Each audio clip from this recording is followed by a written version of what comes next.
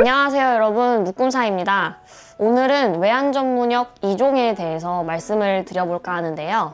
우선 외환전문역 자격증은 금융기관의 외환 업무를 위한 자격증으로서 1종과 2종으로 구분이 되어 있습니다. 난이도에 따른 구분은 아니고요.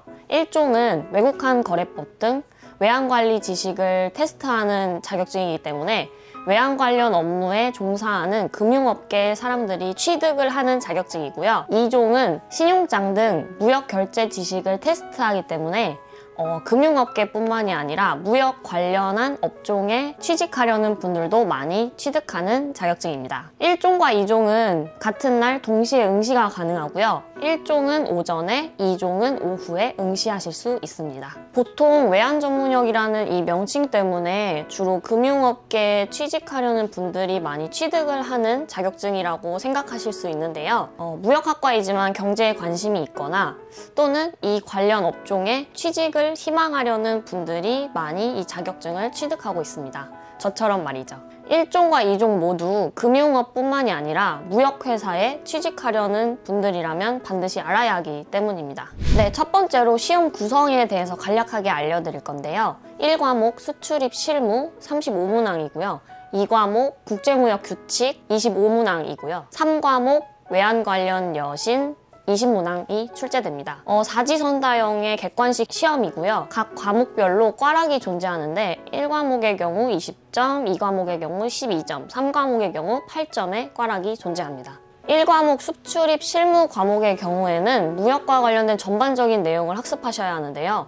그 중에서도 특히 대외무역법 범위에 해당하는 수출 실적의 인정 범위 및 인정 금액, 그리고 인코텀즈나 무역 결제와 관련된 내용으로 신용장 환호음 등, 그리고 무역보험 등에 대한 내용을 학습하셔야 합니다. 2과목 국제무역규칙의 경우에는 영어 원문으로 출제가 되는데요. UCP, ISBP, ISP, URDG, 그리고 URR, 또 URC까지 국제무역 결제와 관련된 규칙 내용이 출제가 됩니다. 마지막으로 3과목의 경우에는 무역금융제도라고 하여서 무역금융융자 대상과 제외 대상, 그리고 내국신용장과 구매확인서 이런 내용이 출제가 되고요. 외화대출, 외화지급 보증, 이 외화지급 보증의 경우에는 앞선 2과목에 해당하는 청구 보증, 그리고 보증신용장 이 내용과 약간의 중복되는 내용이 있습니다. 그리고 외환회계까지. 특히 외환회계의 경우에는 용어가 처음에 생소하지만 정형화된 기출 문제만 풀어보신다면 가장 쉽게 맞힐 수 있는 문제입니다. 참고로 과목과 관련해서 말씀드릴 게 있는데요.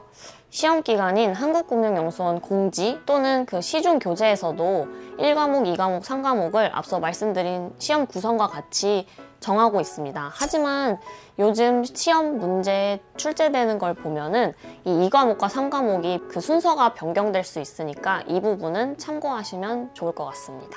네, 그 다음으로는 시험 방식에 대해서 말씀드릴 건데요. 시험 시간은 오후 1시부터 3시까지 총 2시간에 걸쳐 진행이 되고요.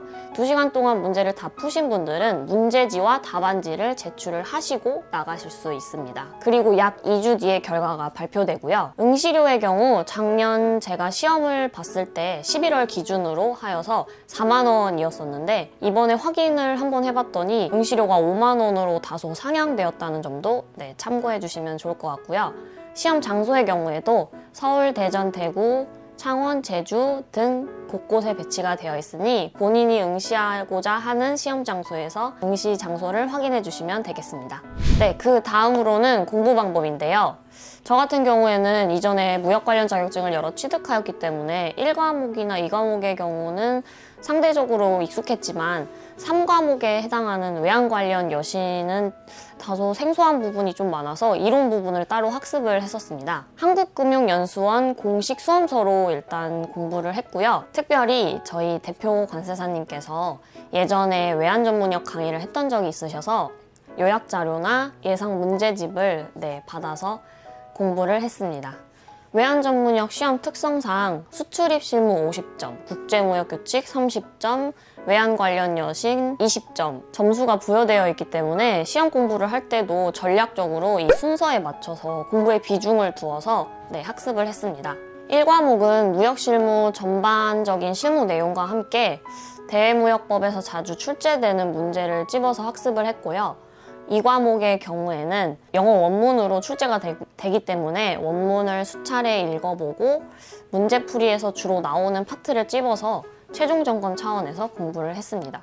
3과목 자체는 관련 용어에 좀 익숙해지는데 시간이 걸렸고요. 외화자산, 외화부채, 그리고 경과계정, 결제계정의 비교, 매도외환, 매입외환 등 이러한 용어의 구분은 교재에도 비교 설명을 통해서 잘 나와 있으니까 이 부분은 충분한 숙지를 통해서 문제풀이를 하시면은 크게 문제가 없을 거라고 생각이 됩니다. 네, 마지막으로 직접 시험을 본 후기를 말씀을 드릴 건데요. 요즘 역시나 시국이 시국인 만큼 발열 체크는 기본으로 하고 있고요. 시험장에서도 마스크 착용은 기본으로 하시고 목을 축일 수 있을 정도의 물 정도는 허용하고 있는 것 같았습니다. 그리고 홈페이지에서도 따로 기출문제가 올라오거나 시험이 끝난 뒤에도 문제지와 답안지를 모두 제출해야 되는 방식으로 시험이 진행되기 때문에 기출문제를 풀어보지 못한 것이 좀 가장 아쉬웠던 부분이었던 것 같습니다. 그리고 해를 거듭할수록 시험 난이도도 점점 올라가는 것 같은 느낌을 받았는데요. 시험이 끝난 후에도 그 수험생분들의 곡소리를 여러 들었던 기억이 납니다. 저 또한 문제를 다 풀고 나서 그 검토 과정을 한 몇 차례 걸쳤던 기억이 있습니다. 시간적으로 여유를 두시고 본인이 어렵다고 생각되는 파트나 좀 낯설다고 생각되는 파트를 충분히 학습하신다면 여유롭게 합격을 하실 수 있는 자격증 시험이라고 생각합니다. 아무래도 외환 전문역 자격증의 경우에는 기출문제가 따로 공개되지 않고 기존의 국제무역사 또는 무역영어 자격증을 취득을 하셨다면 비교적 수월하게 이 시험을 준비하실 수 있습니다. 또한 외환 전문역은 CDCS 시험과 일부 겹치는 과목이 있기 때문에 CDCS 자격증을 취득하신 분이라면 외환 전문역 자격증을 쉽게 취득을 하실 수 있을 것 같고요. 반대로 외환 전문역 자격증을 취득하고 CDCS를 준비하시는 분이라면 외환 전문역 자격증 자체를 기초 과정으로 꼼꼼히 학습을 하시면 그 이후 CDCS 자격증 시험에서도 좋은 결과가 있을 거라고 생각이 됩니다. 마지막으로 외환 전문역 2종 자격증을 취득하신 이후에는 3년마다 보수교육을 받으셔야 한다는 점도 참고해주세요. 네, 오늘은 외환 전문역 2종에 대해서 말씀을 드렸습니다. 국제무역사 또는 무역영어와 같이 그 무역의 전반적인 내용을 다루는 시험이 아니라 다소 생소하실 수 있지만 무역 결제 또는 무역 금융과 관련하여 전문가가 되기 위해서는 반드시 필요한 자격증입니다. 외환 전문역 자격증이 더 이상 금융업계 현직자 및 구직자 분들을 위한 자격증이 아니라 하나의 무역 자격증으로서도 그 의미가 있다는 것을 말씀드리고 싶습니다. 항상 구독자 여러분께 더욱 유용한 자격 정보를 제공할 수 있는 묶음사가 되겠습니다. 감사합니다.